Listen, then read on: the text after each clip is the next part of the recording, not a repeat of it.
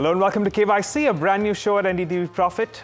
In this fast-paced world of stock market, investors are bombarded with information, but what they often lack is a deep, comprehensive understanding of the companies they invest in. Know Your Company is a show designed to give you, regular investors, the powerful, actionable insights into the fundamentals of a single NSE-listed company every single day. And today, yet again, we have a very, very interesting company. This is from the healthcare space. We're talking about KIMS.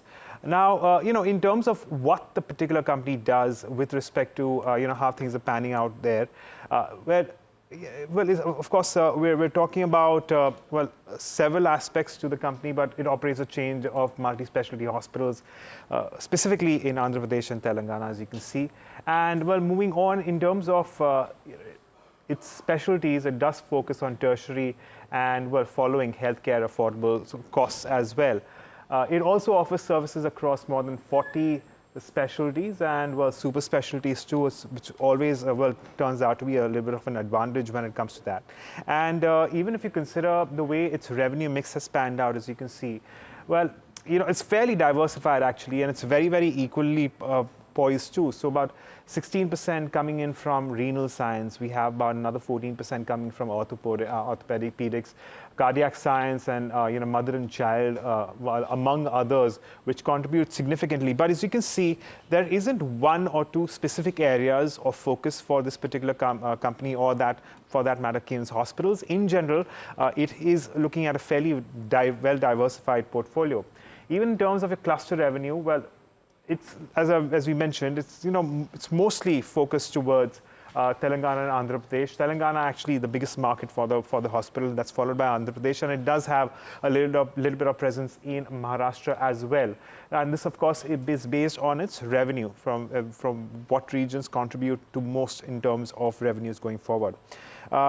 Moving on, among the handful of other factors, of course, we've spoken about what the hospital does, but as usual, what we tend to do is, take and consider how the hospital has panned out across several parameters in the past. So when it comes to the income statement check, we talk about the balance sheet. We also talk about the cash flows and how that has panned out, along with return ratios too. Besides that, we also consider, parameters like shareholding, valuations. Valuation is going to be a very interesting one to keep an eye on, because we actually have a very comprehensive data with respect to not just the company, but also a lot of its peers in the listed space, and street coverage along with street credentials too. And by street credentials, I mean how the stock, in fact, has done over the past few months. But let's bring this conversation forward and talk about a handful of these aspects right at the top. But let me also get in my colleague Varsha, who's going to join us and help us further elucidate, further give us insight into how the company has in fact done. So Varsha, thanks for joining in. Let's, as usual, start off by the income, how the top line and the bottom line has panned out for the company. Thanks Agam for that. So in FY24, you see the revenue was around 2,500 crore and EBITDA at 623 crore. But if you see the margins are at 24.8% in FY24. But if you consider that H1 numbers, or particularly Q2 FY25, the margins are pretty good at 27%. We need to see, the company will maintain that or not. And the net profit is at 336 crore. But if I were to talk about the CAGR growth, that is compounded annual growth for the company in the last 3 years, revenue was, the CAGR growth in revenue is at 24%, followed by EBITDA at 20% and net profit at 50%. So yeah, pretty a good set of numbers, Agam. Well, there's no doubt about that, because 24% CAGR over the last 3 years and profit CAGR of around 15% certainly bodes well with respect to what investors may in fact expect out of a company of this size. But I'm going to take you through what we've seen in terms of the balance sheet as well. In general, the balance sheet also looks like it's at a decent footing. Its net worth stands at around a little over 2,000 crores. We have a gross debt of around nearly 1,800 crores, but also cash in bank standing at around 77 or 80 odd crores. Now, if you consider the overall debt to equity ratio, that's closer to the mark of 1, or 0.8 to be, perhaps it could be closer to that. Considering it is in a growth phase, and I'm assuming that there's a lot that is used in terms of investments which are being put back in focusing in not just R&D, but also expanding in terms of hospitals, well, we will give this a neutral rating. Because the debt number at the moment is still relatively high, but as I mentioned, that it does need the kind of debt that it has, because it's still expanding and it's in a growth cycle right now. So it's going to be a neutral rating there. But Varsha, cash flows don't look that bad for the company.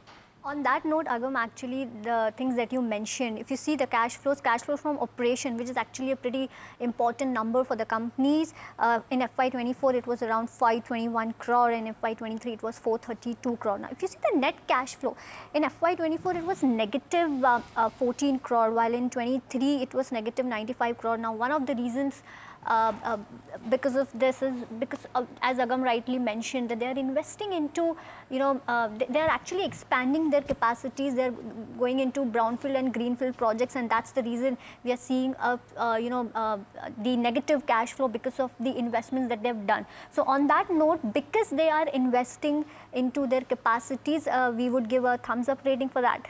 Sure, absolutely. And moving on, to tie this all up, we also take a look at how things have panned out when it comes to its return ratios. And the return ratios certainly do look good. If you consider the return on equity, we've actually seen an improvement moving above the mark of 20% from sub 17%. And a 20%, return ratio, return on equity is a good number to have. Anywhere between over 20 to 25% is certainly a positive.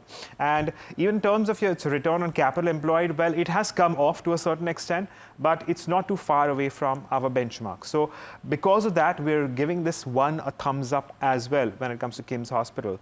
Now that we've spoken about the income statement, the balance sheet, the cash flows, as well as return ratios, let's look beyond as to how the company has panned out fundamentally. So, Varsha, let's talk about the shareholding as well, which is quite curious in this case. Well, Agam, if I were to talk about shareholding, normally, we like the companies wherein the skin in the game by the promoter is more than 40-50%, but over here if you see it's like 38% kind of shareholding that the promoter has been holding. But the positive point here is, Agam, if you see the FIIs and DIIs holding, they're pretty good, though FIIs has fallen by mere 2%, but that's fine, but still they have almost 16% of FIIs holding, and DIIs are around 32%, which is not bad, and public shareholding has also gone up. So on that note, because of the foreign institutional holdings and domestic holdings, we would give thumbs up to this. We would, yes, and point taken. The fact that the institutional holding is so large, and the fact that the promoters do still hold about nearly 39% stake, which we're going to give it a thumbs up. But Varsha, perhaps the most interesting of all these parameters will be valuations, this average revenue per bed, with respect to its peers. How does all that pan out? Yeah, so Agam, let me start out with the important metrics that one needs to consider when it comes to hospital business. Starting with KIMS, if you see the ARPOB, now what is ARPOB? Is average revenue per occupied bed, which is actually important when it comes to hospital. The ARPOB for KIMS is at around 38,000 odd levels, rupees 38,000.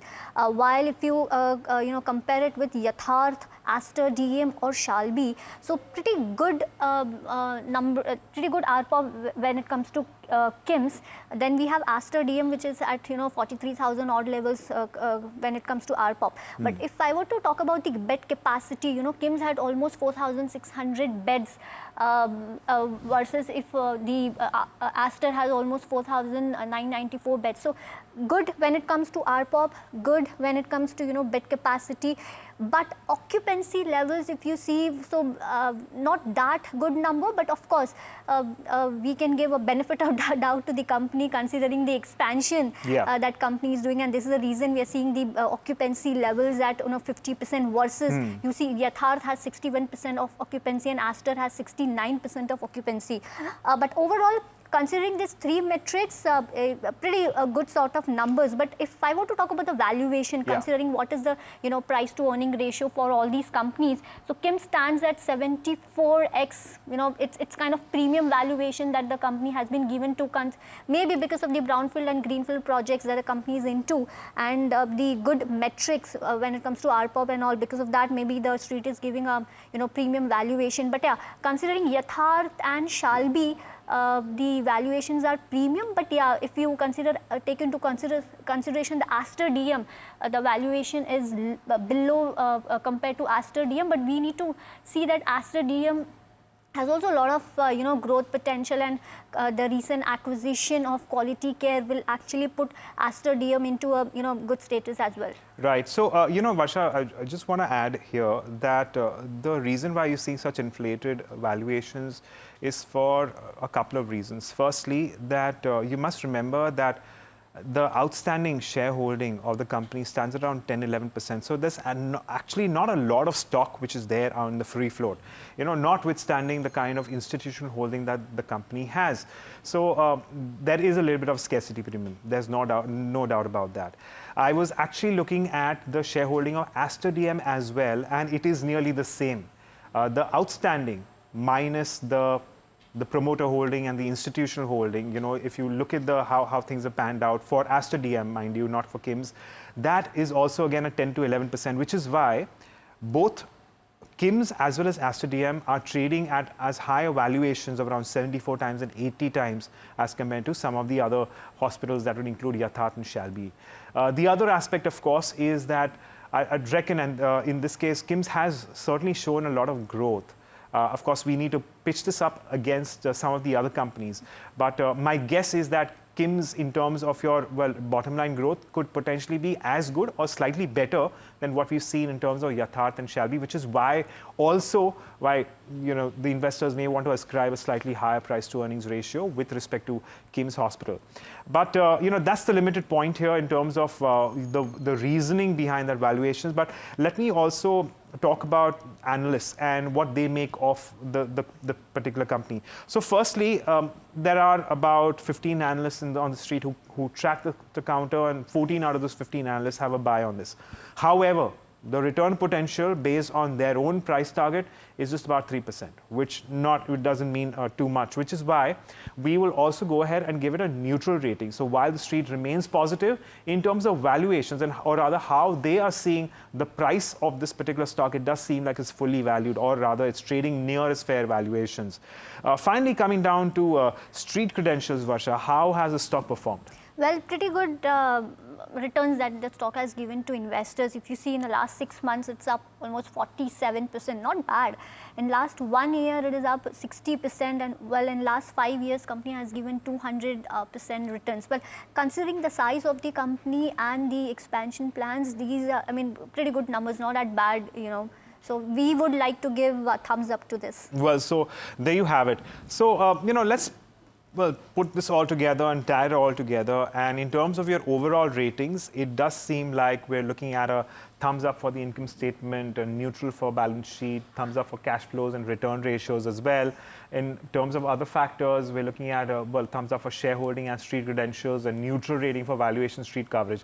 The positive here is that it has no thumbs downs, and the total score that we get based on several of these parameters is 6 out of 8, which is certainly not bad. So first class with distinction for KIMS Hospital.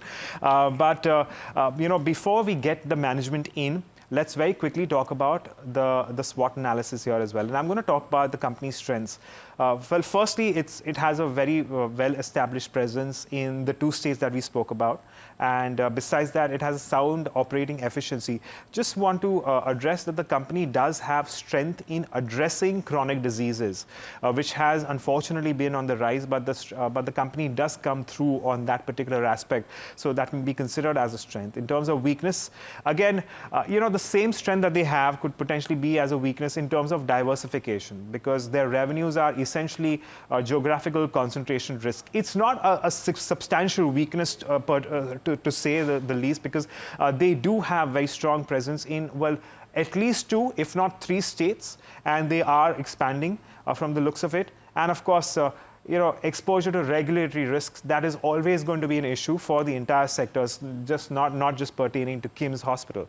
Varsha, what about other opportunities and threats in this case? Well, if I were to talk about the opportunities, Agam, health insurance, so the penetration of health insurance in India is one of the opportunities that the company has. More number of health insurance penetration, the more it benefits a hospital segment as a chain. Next is the government support that that overall the sector has been having this, the government support is the other opportunities. While if I were to talk about the threat, intense competition is one of the threats that the company is facing. Recently this PB Fintech has also announced that they will be entering into hospitals, not directly, but they will be investing into a company who will be going into this hospital segment. And we have seen in the peer comparison, a lot of hospital chains are actually giving tough competition when it comes to KIMS. So intense competition is the threat that this company has, or even any hospital would have. All right. Varsha, finally, before we get the management in, who is in fact waiting by to speak to us, can you tell us about the outlook of the company so far? Well, Agam, yes. So the whole conversation that we were speaking about, the expansion plan that the KIMS has. So they're going to add 3,000 beds in Kerala over the next 5 to 6 years, and the capex is with respect to asset-light models and also greenfield projects in major cities. And they've also planned new facilities, including 350-bed hospital in Thrissur, which is dedicated to advanced transplant services and oncology. On the contribution from oncology is mere 6%. Maybe they want to increase there as well. And they're gonna also they aim to strengthen its presence in tier 2 and tier 3 towns, focusing on high quality healthcare services. Okay, so very interesting. And let's get the management in on that note. We have Mr. B. Bhaskar Rao, the CMD at KIMS Hospital, who joins us on the show. Mr. Rao, good morning and thanks for taking the time out. Firstly, let me ask you about your capital expenditure. From what we understand is that you entail about 1,600 crores in terms of capex. And this includes expansion in Thane in Maharashtra. It also includes, 2 units coming in as far as Bangalore is concerned. And you're looking to commission a fourth, rather commission in the fourth quarter for these 2 units. How much of this capital expenditure has been incurred? And if we look beyond FY25, what are we expected when it comes to expansion for KIMS hospitals? Good morning. As far as expansion capex is concerned, both Thane and as well as Bangalore, which are going to come in the first quarter of next financial year, and almost all the another 300 to 400 crores capex we need to infuse. The rest are already done out of the 1,600 crores.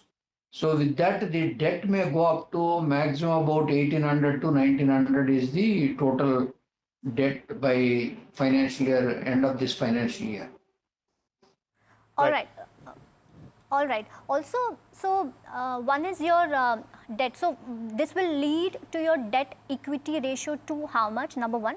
And number two, beyond 2025, what is the additional beds that are expected, to be added in say next 2 to 3 years? Because the current bed capacity is almost 4,600 beds. So do you have any targets, say 8,000 or 10,000 beds that you want to take in next 2 to 3 years? Yeah, basically today we have all the capexes done. In the next 2 to 3 years, we have lined up about, if you look into that, by 2030, we should have about 10,000 beds. And all these 10,000 beds is coming, nearly 2 to 3,000 beds comes in Kerala, and maybe 1,000 beds comes in Maharashtra and 1,000 beds in Karnataka. Another 2,000 beds, 1,000 from Telangana and 1,000 from Andhra. Andhra and Telangana, most of the places except 1 or 2, all the existing hospitals were expanding women and child.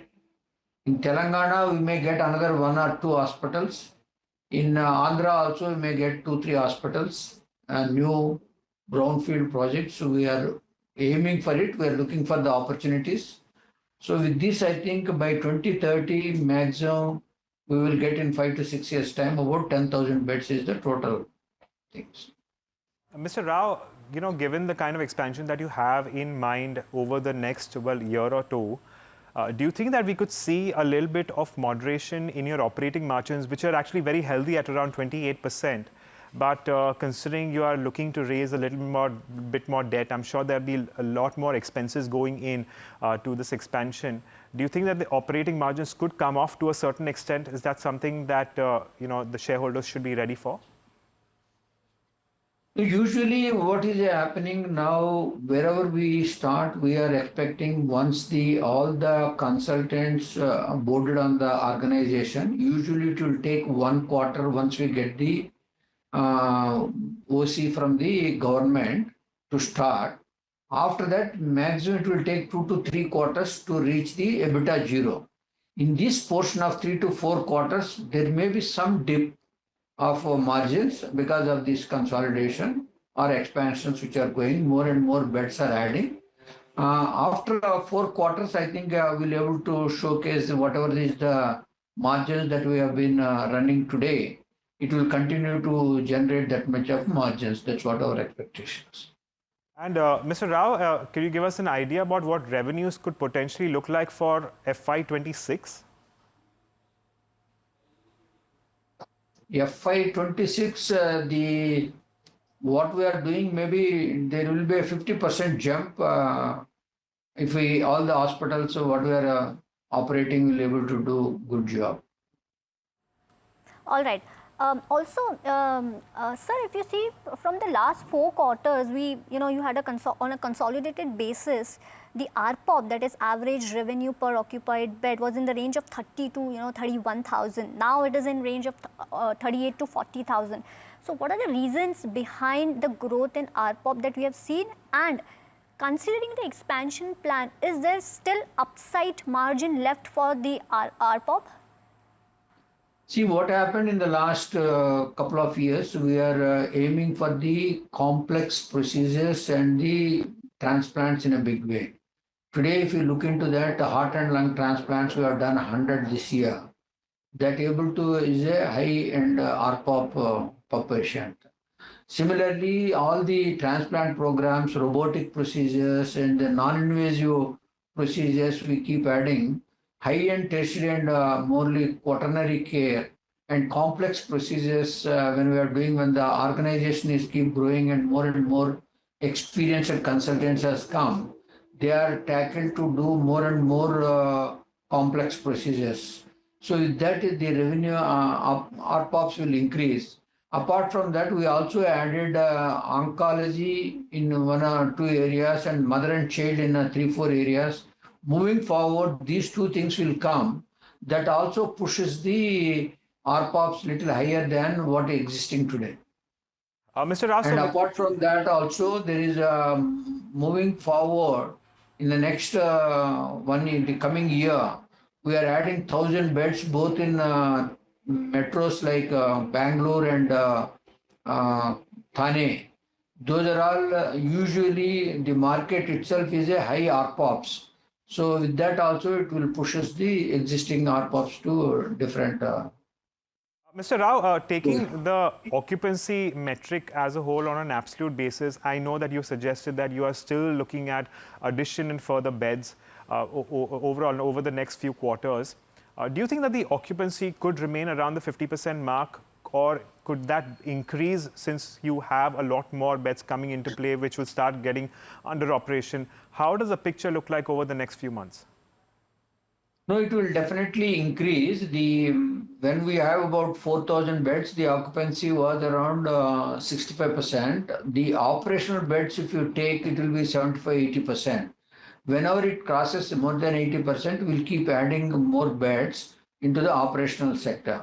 Recently, I think a year back, we've been moved on to the new facility in Sunshine, where the more beds has come in Gachibowli. They are also ramping up. That's why this 50% occupancy has come, and it was 4,000 to become 4,600. That's why the 50% has come. It will definitely grow and will reach to 65 to 70% for a period of time. So last two questions from my side. Just wanted to have a view on the geographical expansion. You are concentrated more when it comes to South India. Any plans for expanding into other regions? Number one, and also I wanted to talk about your 8% comes from Maharashtra. Where you want to take this and the inorganic opportunities that you are eyeing? See, basically the geographical, now we are right now on the 5 states like Andhra, Telangana, Maharashtra, Karnataka and Kerala. These are the 5 states, and recently we started expanding in these 3 states. So first we need to consolidate. It will take another 2-3 years before we look anything in any other state. Our entire focus in the day one is, it is always better to focus in one area so that we will reach to the nook and corner of every patient of our brand. Not only that, the quality care and affordable care what we are giving, rather than putting into different states. The entire mindset of the patients, the public, the political scenario, the doctors will be entirely different. It will be more operational efficiency rather than putting in different states. As you mentioned that we are concentration, but these 5 states is also itself is a bigger geographical coverage, and we went into tier 1 and tier 2 and tier 3 cities. That is the where we can able to provide a good quality care to each and every patient which is required health care. What is the second question? Inorganic The, opportunities. yeah, the opportunity in Maharashtra is still there. We have been only in Nasik, I mean Nagpur. Nasik is going to fully functional by next quarter, that is first quarter of next financial year.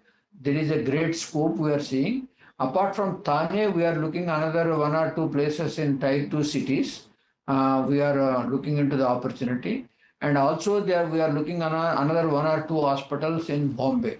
Right. Once this comes, the things will able to improve in the Maharashtra, the pie is concerned. Okay. All right, Mr. Rao, we'll leave it at that. Thank you so much for joining us and giving us that insight into what we can expect from KIMS hospitals going forward. But must mention that at the moment, with all the fundamentals that we have considered, the company is on a very strong footing and it's looking to consolidate further in the markets that it is already present in and then gradually consider expansion moving forward. But thank you once again for joining us. Well, on that note, it is a wrap on this edition of Know Your Company, but lots more lined up on the other side. Stay tuned to NDTV Profit.